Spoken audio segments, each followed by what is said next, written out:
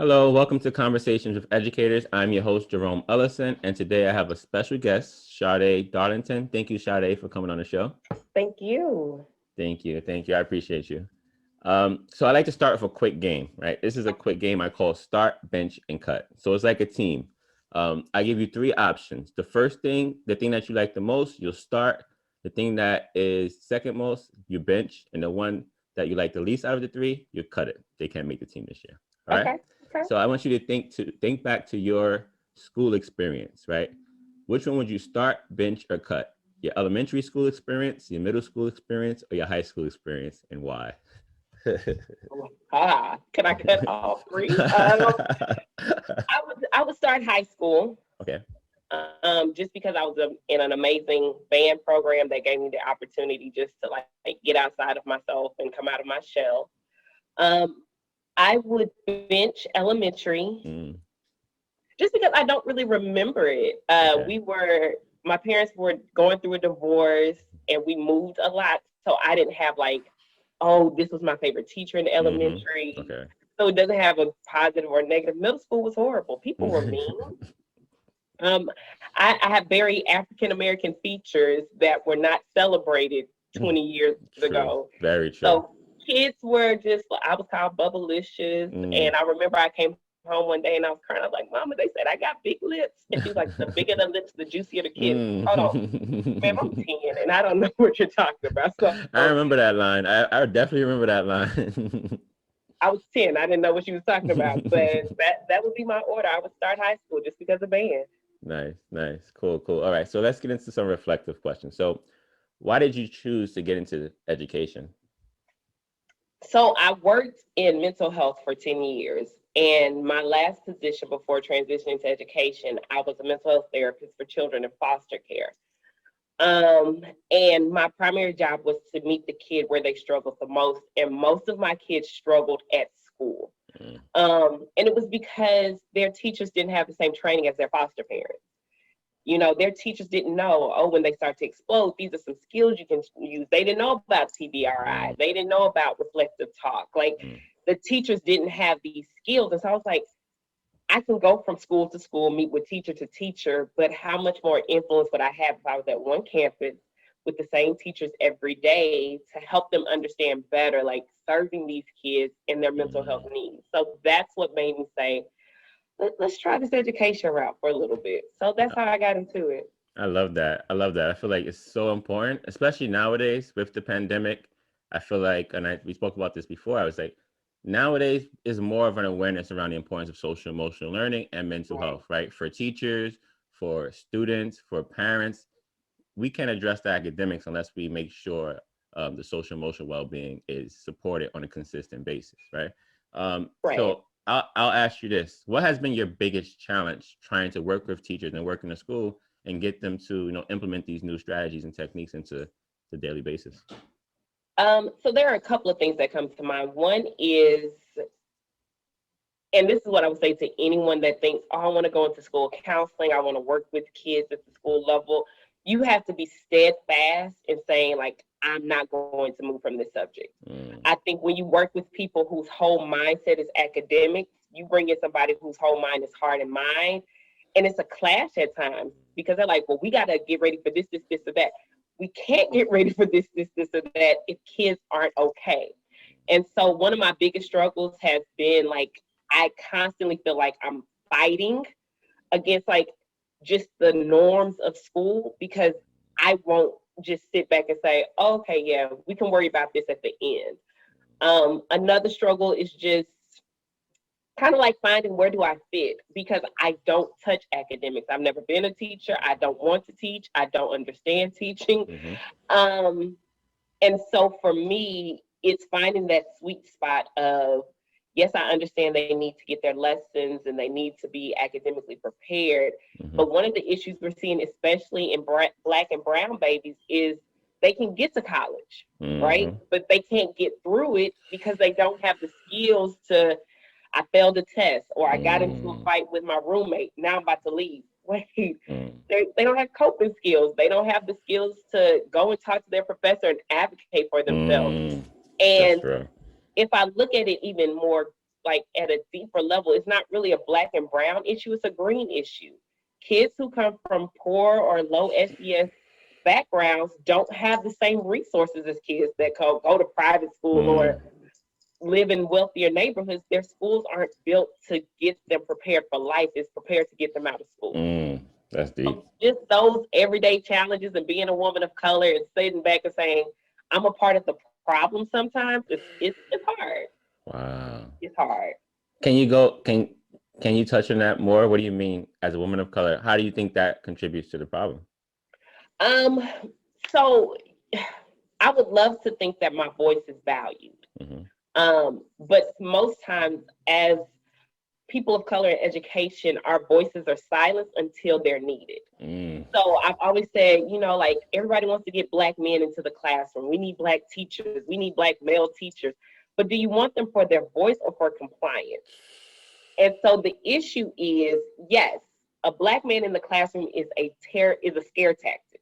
He's going to command respect. You're not going to talk to him any kind of way. And because a lot of black boys don't know how to look at a black man, they're trying to figure it out. mm, But how much more powerful if when we had at 4 o'clock, we hear a guilty verdict, and at 7, we hear of another black woman being killed. If the next day the teacher could take the day to talk about it, mm, the black male teacher that you want in the classroom so bad, what if he could sit mm. up and say, you know what, guys, we gonna forego what we had planned today, and I just want to like hear your experience, because what we have to understand is this is like this generation, this is their norm. Mm-hmm.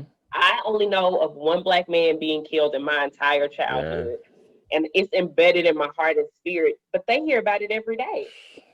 And Wow. so you want the black person in front of the student, but you don't want their voice, you just want their presence. And Mm. that's a continued issue that I'm seeing when I look at education, and just how do we bridge this gap?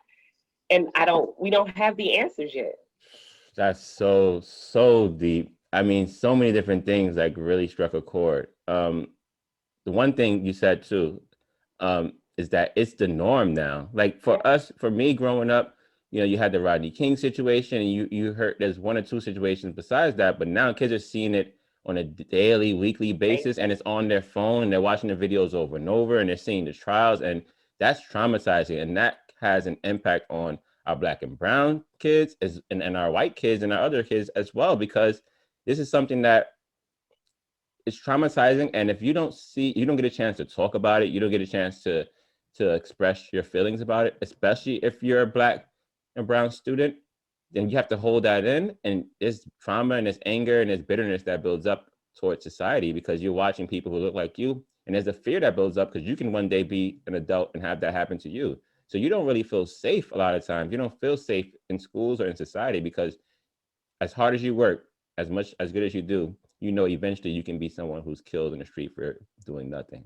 And And I the think, other part of that is you have parents who have trauma, who are raising kids in trauma, and they don't know how to have those conversations. mm, I'm thankful, who praise Jesus, I don't have any children, mhm, but I have a niece who's 12. mm, And there are so many things where I'm like, I don't even know how to start this conversation. Like, yeah, she was heartbroken over Breonna Taylor. She mhm, is 12. And there was a movie that came out. I don't remember the name of the movie, but the premise was the dad, a cop killed his son, and he went into the police station and wrecked shop.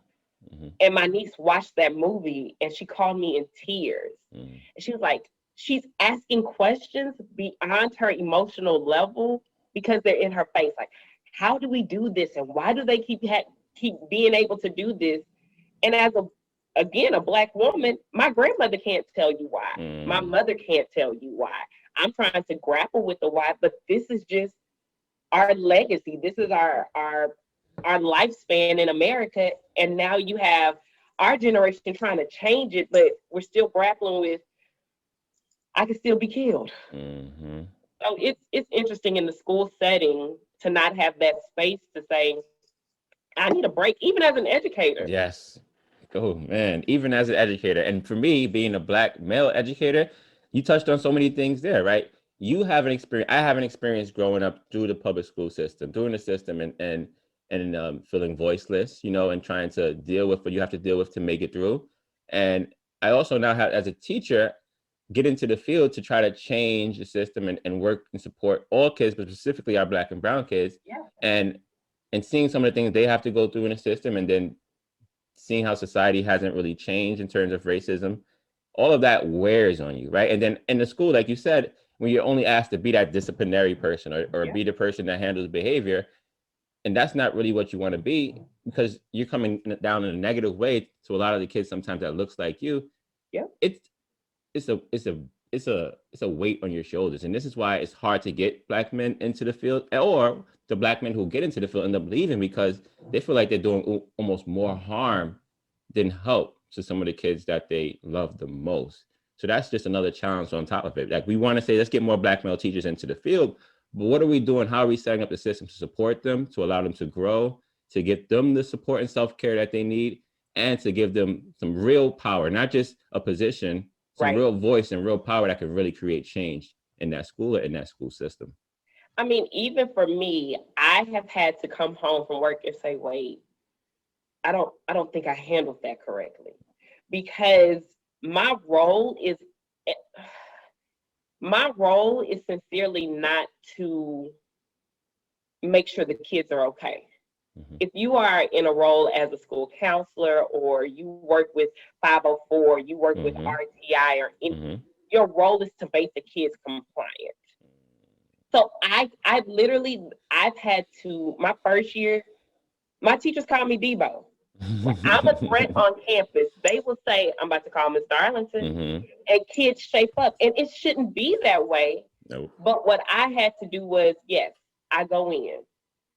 I am my mother's child, and it goes from 0 to 100.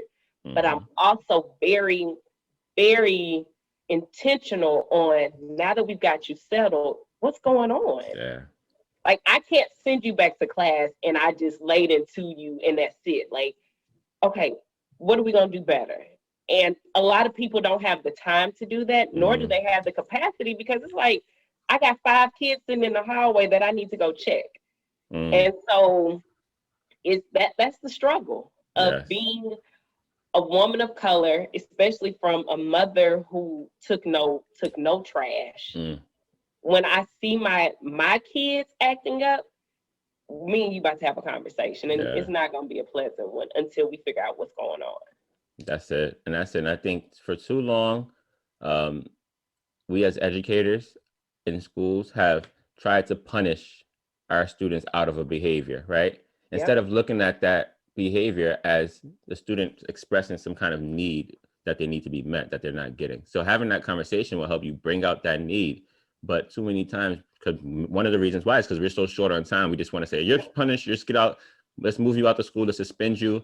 And it's never addresses the need. So that kid just takes that behavior into another school, or comes back after the suspension and continues it, because we didn't really find out the need. And most of the time it's some social, emotional support that they need, something going on at home, something going within, some trauma that they experienced in the past that was triggered in a moment that made them act out, or causing them to act out in a moment. And we have to do more with being more empathetic and trying to get to the needs of our kids, and not just trying to punish them out of certain behaviors. And like you said, behavior is communication. Behavior is a form of communication. But even if we look at it post-pandemic, since I guess we're done with the coronavirus in America, when we have kids come back to school in August, let me tell you, in math, in science, in history, and English, you're going to have kids who are raised in pure hell. But it's not because I don't like my teacher, or I don't have the words to say, ma'am, I'm actually 2 grade levels behind, and I don't know what you're talking about right now. I've been virtual for 2 years or a year and a half, and I sincerely don't know what you're talking about. So I'm going to act up. Because I know when I act up, I get put out of your class. Somebody else comes deal with me, and I get to forego this whole conversation about a subject that I'm not aware of. Yeah. And teachers have to be prepared for that. And you can't, the thing is, you can't always want somebody else to come in and fix your house. I tell my teachers all the time, that is your house. Mm-hmm. That is, your classroom is your home. I Mm-hmm. should not be more powerful in your home than you are. Mm. And so building up teachers' resilience to little Bobby gonna cut you out 3 days a week. What you gonna do about it? Like let him what? True. That's true. When are you gonna find out that Bobby is horrified of math and his mama doesn't know math, his Mm. dad doesn't know math, so he's Mm. figuring it out by himself, and he's 7 years old. Mm. What do you do? Yeah, So it's a lot, it's a and lot. I'm scared for what's gonna happen in August or in Yeah, September when schools open back up. yeah. Or little Bobby lost his grandmother to COVID, or little Bobby, his parents lost their job to COVID, and little Bobby has to move in a tighter home where everyone's on top of each other, and little Bobby can't go outside and play. Or little Bobby can't play on the basketball team anymore because the family doesn't have money to pay for travel expenses. All that stuff is weighing on our kids, and they're gonna bring it back into the building, and unless we approach it from a, like I said, an empathetic way and a conversations, then it's only going to get worse for a lot of our kids because some of them can't communicate. And if we don't teach them how to communicate like Right. you do and communicate their needs and communicate and understand themselves, then it's going to come out in behavior, it's going to come out in different ways that, doesn't support them overall. It doesn't fit the norm. It doesn't fit the students that come. And the other flip side is you have students who are over compliant. Those Mm. are areas of concern as well. She never Mm-hmm. says anything. She does everything I ask her. She doesn't speak out. She's 8 and she's just a perfect angel. Like that to me, is red flags. Like you're not mad about nothing. Like, Yeah, and those somebody those hit you kids, yesterday and you fine today. Like that yeah, doesn't affect you in any way. So I and think those. it's just Mm-hmm. What were you it's a saying? Sorry, lot. it's a It's lot. a lot. And teachers and principals and everybody has to be supported. But I think administration needs to spend this time thinking about how can we enter into the next school year with our goal being that our kids are okay. Not that they get what they need academically, because listen, you can find a way to make that up. But you're about to have kids kindergartners who their whole first year of school was virtual, and you expect them to be in a classroom for 8 hours. Let me Mm-mm. know how that goes. Mm-mm. Or you have Mm-mm. kids, like you said, death over COVID, job loss over COVID. And again, this is their normal. The first 6 years of life are imprints, and you have Mm-mm. children who will be forever damaged if we go in and say, yeah, COVID happened. Let's get to this point or goal that I have to make as a teacher in order to secure my job. Mm, Oh, okay, let me know how that works for y'all. mm, That's so real. The next thing I want to ask you is to talk a little bit about diversity, right? So, what role do you think diversity plays in like mental health in schools? Again, I think there's there's two ways we have to look at diversity. If I look at diversity simply based on ethnic background, I'm doing my kids a disservice. Um, but if I look at it as these are children who come from very low, struggling families, I understand that one, mental health may not be something that's important to them. Two, I work in a very diverse building and I have children who are brown babies. And when I need to get through to them, I find somebody that speaks Spanish. Mm, And I need you to talk to this kid because we have an emotional language and then we have our tongue language, like what we speak in. And so yes, they speak English, but when it comes to emotions, they may not have the words in English. Miss So and so, can you come get in this baby's behind for me real quick mhm, and find out what's the issue in a tongue that he's comfortable with. mhm, And so just being aware of the kids' needs and also where they're coming mm, from. A lot of parents don't find that mental health is important, and they're like the school system themselves. My kid is here just to get their academics. Um, all that feeling stuff and what they going through. They are a child. They need to stay in a child's place. Oh, okay. How did that feel for you when you were a child to hear those kind of things? And so when I talk to parents, I'm very upfront with you do know that you're part of the problem, right? Like, do we need to find you? Like, do you have Medicaid? Do you have insurance? Do we need to find you a resource outside of this building for you and your child? Because the diversity comes more than just, you know, ethnic background or even SES. It's generational. Like, how did your mom feel about mental health? Were you that person that Jesus solved it all? Because I'm sorry to tell y'all, they call him the great counselor for a reason. Just saying. So we have to. I have to be in a position of comfort to have conversations that are uncomfortable, and not going in as I'm the expert and I'm better than you, but I'm in this with you because when your child is here, this is my child. And we have to figure this out. And so that's the diversity part of it, is just being willing to step outside of my role and join that parent in the struggle of, and not, and let me say this, not all kids need a man in their life to come and get them straight. Mm-hmm. Because what I hate to hear is, oh, he just needs a man in his life. You hear that a lot. You do. Oh, who's to say he doesn't have a man in his life? Mm-hmm. We need to identify, what is this that child needs? Do they need structure? Do they need community resources? Do they need a set of friends outside of school? Mm-hmm. Like, do they need somewhere to take out their aggression? Let's think outside of the stereotypical box when it comes to Black, brown, and poor babies, Mm-hmm.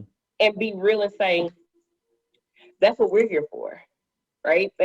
We are where they are for 8 hours a day, for Texas, 180 days. Mm-hmm. And you're saying that we don't have the resources that this family needs in order for this child to be okay? That's a problem. Mm-hmm. That's definitely a problem. Yeah, that's so true. I love that. That's so real. I think the thing that stood out the most is building that communication and that comfort level with parents, right? I feel like parents a lot of times, they want to hold things in and they don't want to, they don't feel comfortable enough with the school to really communicate their needs. But it's the school's job to really reach out and to really find resources and find ways to support the parents.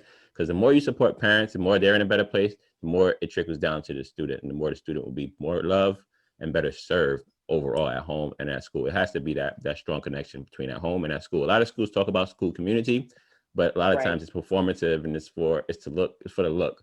And we're not really doing the nitty gritty work to really build strong relationships with those parents to really support their kids overall.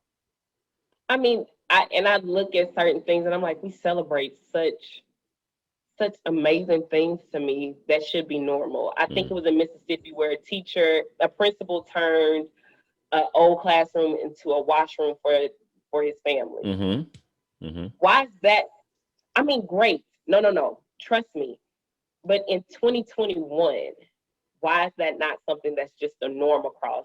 If you have a Title I school, there are certain things you should just have. Yeah. You should have a food bank. You should have a washroom. And to be honest, you should have space for your families where if they're homeless, hey, we have a connection with this service. They're going to take you in immediately. We have beds secure.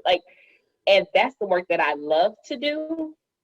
But to be honest, you don't have the time or the resources because the people up top don't see what I do as a necessity.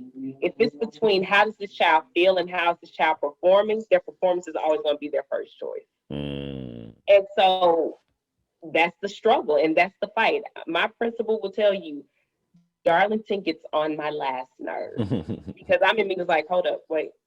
So we're just going to ignore this part? Okay. And I'm going to bring it up 3 more times before we leave. And we will go back and forth because I'm like, I'm not going to just reside with that's what we do. Because if we want to be the change, you have to be willing to fight. And I think what we will see after this pandemic, to be honest, is a lot of Black and brown educators finding grants and doing things so that they can start their own schools. So true.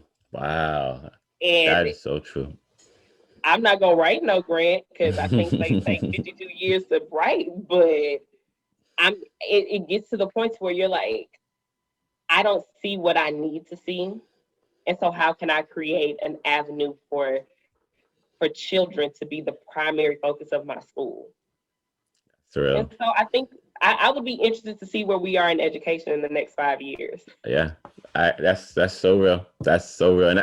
And I think one thing that you really said that stood out is that as educators, part of the work that you do, is advocating for what you know is right. So when you Yep. know something's right, and now, especially during the pandemic, you know what's right. You know we need to put more emphasis on mental health and social emotional learning in the school. So now it's time to advocate for it and to put academics a little bit to the side and focus on it. Regardless of repercussions, you have to make it a priority if you really care about the kids. And like you said, there's going to be friction, right? Because the system isn't built that way, because they're built on the test scores and the academics and et cetera, et cetera. So eventually, like you said, some of us will have to step away and build something from the ground exactly how we know it should be built to really support our kids long term. I mean, there's a school, is it in Chicago? The all boys school. Is it Urban Prep? I believe is the name of the school. Okay. And when I first heard about the school, it's an all male school. These are students that may have been kicked out, suspended. Like, these are the ones that just get pushed through to the next grade. And when they first opened, I was in pure amazement, because I was like, these are the type of schools that our children need, where, yes, the goal is to get you to college, but I can get a dog to college, right? I can, like, give me, you can come to middle to high school with nothing, and I can get you the academics to get you into school. But I look at my college experience. Two of my best friends were killed in a car accident that I was a witness of. I was 18. My first relationship was in college. When we broke up, I think I cried for 10 days and didn't want to take a shower.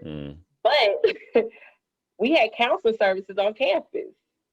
And I went and sat in front of a counselor. I was like, I'm confused about life. And that started my journey into therapy. And I think, yes, we're talking about the parents and we're talking about the kids. But if teachers don't start using their health insurance to go talk to somebody, like, I mean, deep therapy, because what happens is that for 8 hours a day, you're supposed to ignore who you are at your heart and teach these kids.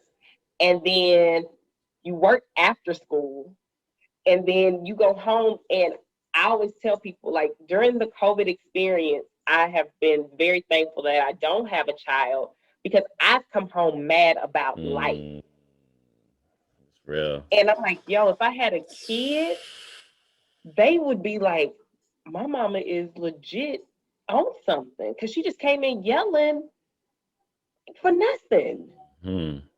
But teachers are having to teach their kids, stand in the gap for kids. And it's always funny, because you can tell kids of helpers, counselors, nurses, because and it's sad, but they get whatever's left over. Mama's teaching kindergarten for 8 hours strong, giving these kids 100%. Her fourth grader's home struggling with math, and she doesn't have the energy to help. Like, therapy is necessary. Teachers, principals, I don't care if you are a custodian at a school, if you have health insurance, go talk to somebody, because we are seeing things and telling ourselves this is just what it is, and it's not right. It's just not right. That's real. And that's another layer. That's another layer. And I think, teachers and educators really, because so many educators and teachers burning out and just during this time just quitting, just feeling like, I can't do this anymore, it's too much. And people need to be aware of that and either find support networks that can work, be in a school. Maybe we need counselors in schools full time, just for educators and just for parents and just for the adults. Because if we're not good mentally, social, emotionally, how can we be there for the kids? There's no way. This theme of self-care has really blossomed during the pandemic. Like, ooh, self-care, self-care, self-care. But, and I always tell people, I love when people say the Bible says, love your neighbor as you love yourself. Some people don't know how to love themselves, right? True. I don't know what self-care is if I don't know what me, myself, I need, right? I tell people all the time, for me, self-care for the longest time was shopping. That's what they told us, retail therapy. Go shop. And I would feel good in the moment, because it does release some endorphins, and I'm feeling like, whoo, ball out. But the next day I'm like, okay, I can't shop every day. And so finding, we're seeing Black people in yoga. We're seeing Black people walking clubs. Black Girls Run has grown over the pandemic, and it's just, Meditating. and I feel the worst for is Black men though, Yeah. because I don't know if the same resources are available, or just out there coming out the woodwork. Because I told one of my friends, I said, listen, what you should do is start a group, meet at a coffee shop, get a bunch of Black men, and y'all just talk. Like, we don't have to come with an agenda or plan. Like, Black men should have the space to say, I don't like my job and I stay there because I have a child. Okay. Because yes, it may be harder for therapy for Black men to feel comfortable, because girls are taught very early, just talk. Black boys, you don't cry, you don't do this, you don't do that. So maybe it would be like, y'all just start a group and talk about, and it's outside of barbershop talk. Like, real stuff, the real stuff, not sports and this and that. Really go deeper and get to the heart of what's bothering us as far as careers, relationships, family, past trauma. You're right. That's, we need it for sure. And Black women, and I always tell people, I don't really feel like Black girls need, as much support as Black boys need, because they see us doing everything. They see us as teachers. They see us as principals. They see us as whatever they need to see us as. They see us in a positive light. They see Black men as, I don't know, like, he's the PE coach. Nothing against PE, right? Yeah. But how powerful is it if my chemistry teacher is a Black male? Right? How powerful is it if my principal is a Black male who's willing to tell me his story, who's willing to say, like, yo, I dropped out of college and I went back. Relatable. Those stories. But if y'all don't share it with each other first, right? How do you share it with kids?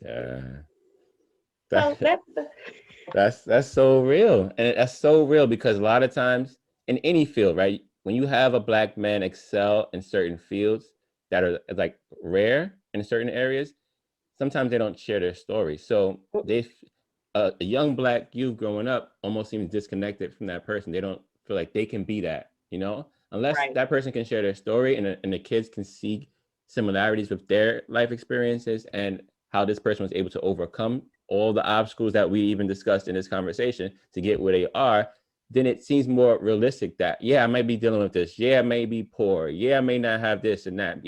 But I know that this person was able to overcome that, and that can be motivation to me to keep pushing through.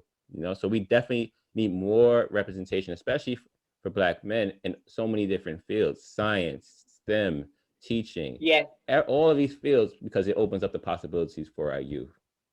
And I tell people, I had a very interesting conversation, is what I'll call it, with the gentleman.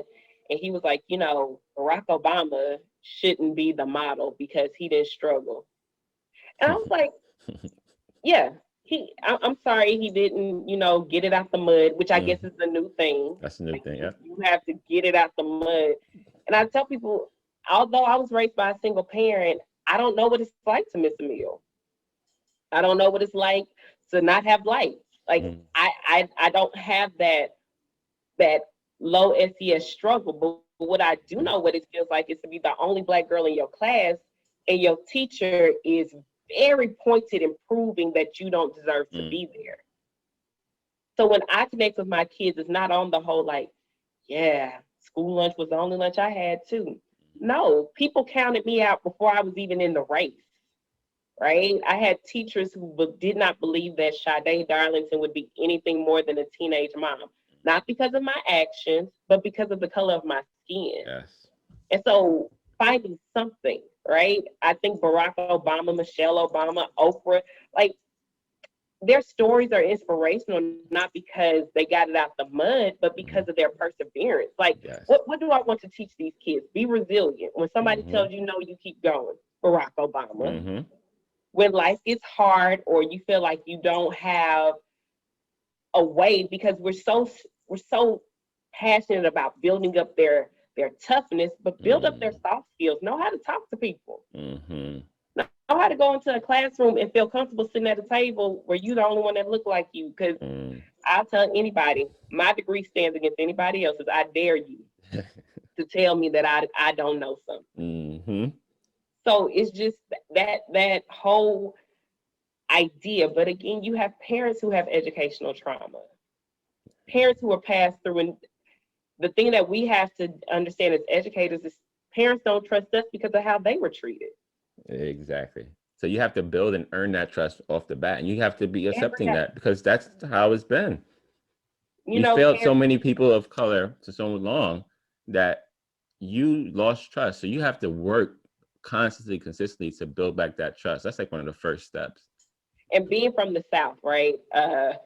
My family's from Louisiana, grew up in Texas.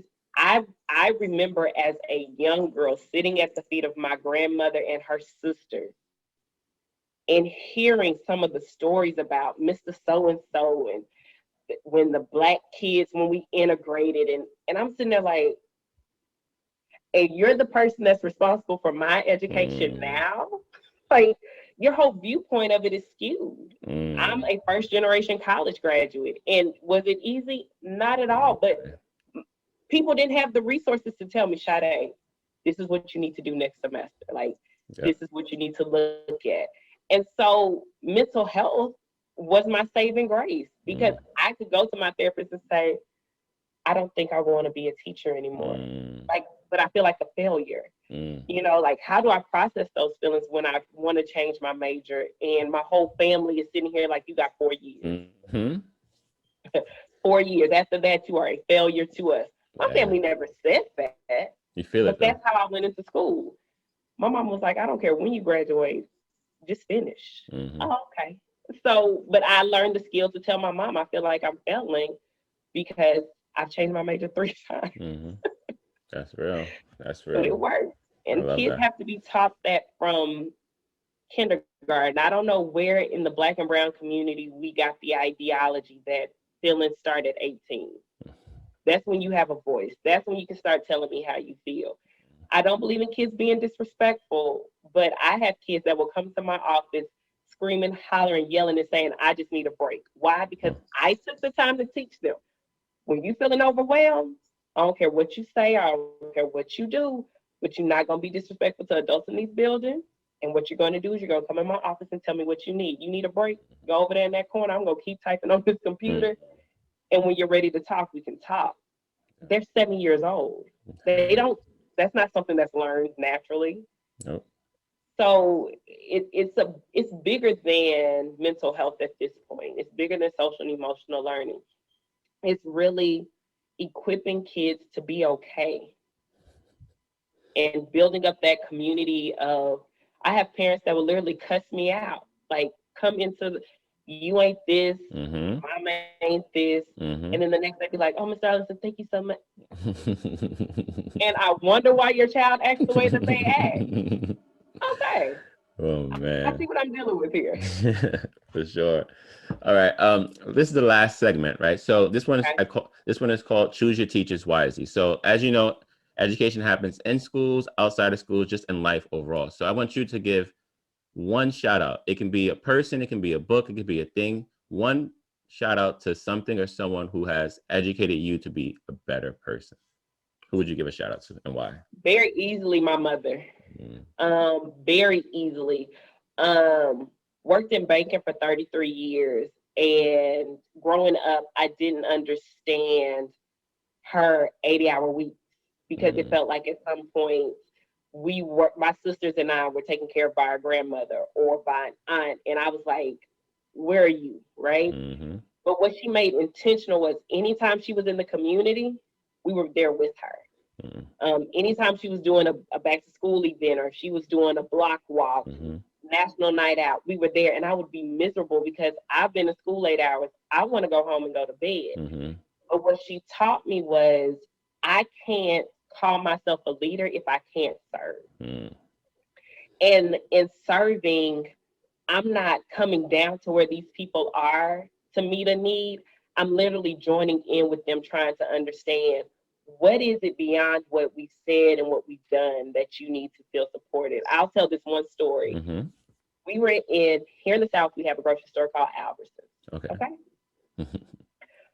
My mother was a hamburger helper, like Chef Boyardee. So they had a sale where you get 10 for $10. So me and my sisters each had 10, and we were going through the line. I said, Mama, I want a Snickers. Mm-hmm. And I go to get the Snickers, and she's like, no, we can't afford it. Mm-hmm. Ma'am, this is 79 cents, and I can't get a Snickers. I was done. Mm-hmm. We finished, and we're walking out, and at the time, there was a Western Union, like right there. And I'll never forget, it was this older Black lady. She had on like this, those like long jackets they wore. Yeah. And she's just in tears. Mm-hmm. I mean, and I may have been 10 or 11 at the time. And she's crying. And my mom walks up to her. She's like, what's wrong? And she was like, they lost my Western Union. I can't pay my electric bill. I don't know how I'm going to have lights. Mm-hmm. My kids aren't answering the phone. And my mom pulled out her checkbook and paid the woman's electric bill. Mm-hmm. 11-year-old Sade was like, so you can pay an electric bill, but I can't get a Snickers. And I'll never forget that experience because it taught me what sacrifice really means and meeting the needs of, I don't have to know you in order to support you, right? I don't have to know that woman could have been lying, could have been running a game. But in that moment, I saw my mother embody everything she tried to teach us. And you don't have to know somebody's nitty gritty in order to help them. And so when I deal with my kids today, I don't need to know what happened 6 years ago. I don't need to know your whole trauma. In this moment today, what is it that Miss Darlington can do to meet the need that you present with me today? I don't know if my mother ever talked to that woman again, if she ever saw that woman again. And I always ask her, like, do you remember that? She doesn't remember the Snickers part. Mm-hmm. But she will always talk about, that was always her thing for her girls. And my sisters and I, it's sickening because I'll be at a restaurant and I'm sitting over here like bawling out, and I see an elderly person sitting there by themselves, and I'll tell the waitress, I'll pay for their meal. Because although you're here, I don't know your story. My good deed today could be a good deed for somebody else tomorrow. And so my mother, she is literally, I talk to her every day, 52 times a day. She is the reason why I can stand firm in what I believe in when it comes to serving kids. She is definitely the reason why I stand firm in that. I love that. I love that. And I want to thank you, Sade, for coming on the show. I appreciate you. You shared so much great insight. And I feel like I can feel your love and passion for kids. And I just want you to continue pushing through. I know it's not an easy thing to do, but we need you. We need more people like you helping our kids grow. So and I thank you for this platform, because I think it's amazing that we as people of color are in positions to be the change, right? And your platform gives us a network where I can say, hold up, who is this? Hey girl, saw you on this show. What you think about this?